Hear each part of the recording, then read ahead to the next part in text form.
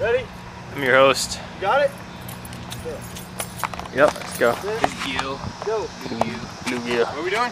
What did they do? Mailbox. While his car's coming. Ah! My shoe! Hey! First one there wins. How does that work? Oh shit! Come on, Paul! 9! Wow, who won? Paul.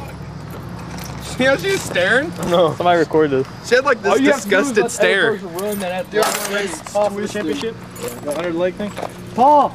You gotta raise Daryl for the championship race. Come on! Is Bluegill McKenzie versus Paul Jones. I'm riding your ass all over. Blake. I want to play you, asshole. You should have done it face. Hey Bluegill. Hey, that was worse. Come here, we'd like to interview you. Alright, can you tell us your name? It's Bluegill McKinley.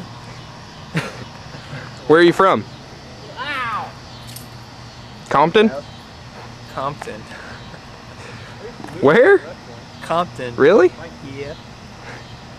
I really like the facial hair and the mullet and all that. Took about 20 What years would you to like to say about your opponent, Paul Jones? We're not racing. That's what I like.